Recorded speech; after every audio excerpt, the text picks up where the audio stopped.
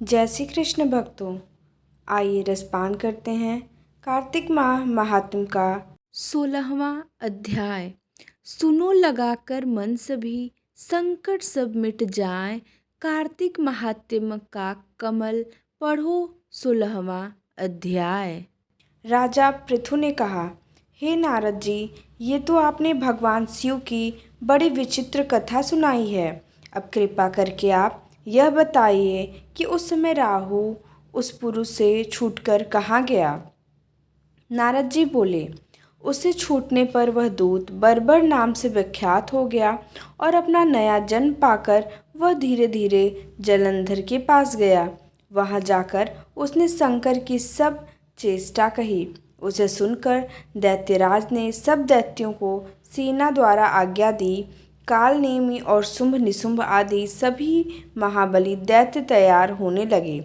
एक से एक महाबली दैत्य करोड़ों करोड़ों की संख्या में निकल युद्ध के लिए जुट पड़े।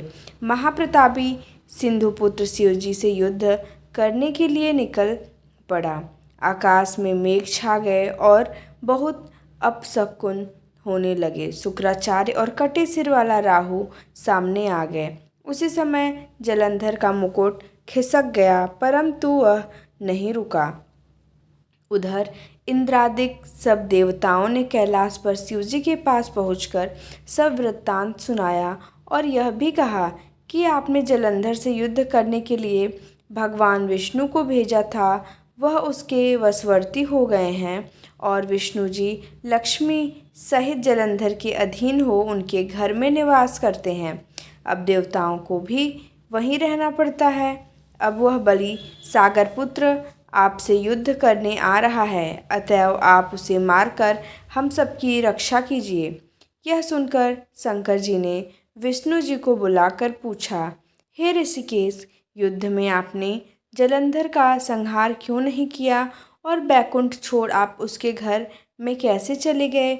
यह सुनकर विष्णु जी ने हाथ जोड़कर नम्रतापूर्वक भगवान शंकर से कहा, उसे आपका अंशी और लक्ष्मी का भ्राता होने के कारण ही मैंने नहीं मारा है।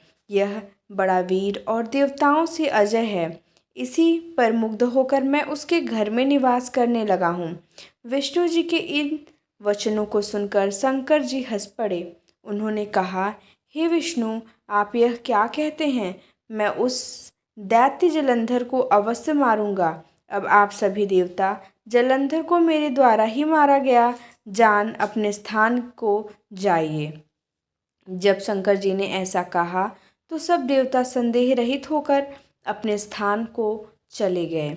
इसी समय पराक्रमी जलंधर अपनी विशाल सेना के साथ पर्वत के समीप आ कैलाश को घोर सिंहनाद करने लगा।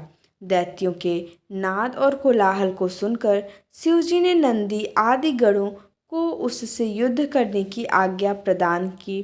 कैलाश के समीप भीषण युद्ध होने लगा।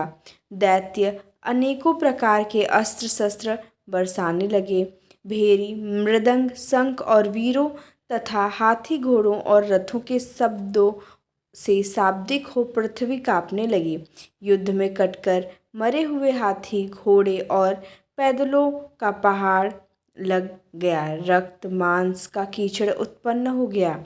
दैत्यों के आचार्य शुक्र जी अपनी मृत संजीवनी विद्या से सब दैत्यों को जिलाने लगे। यह देखकर शिव जी के गढ़ व्याकुल हो गए और उनके पास जाकर सारा वृत्तांत सुनाया।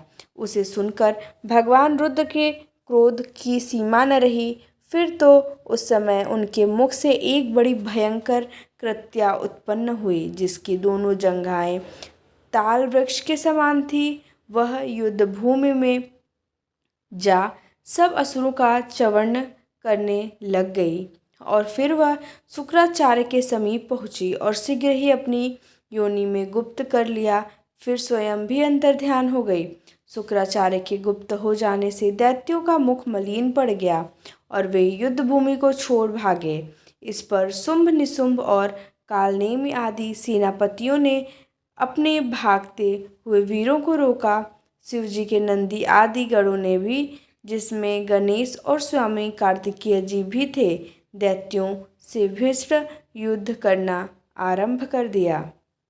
इस प्रकार से कार्तिक माह महात्म्य का 16वां अध्याय समाप्त होता है। जय श्री कृष्ण।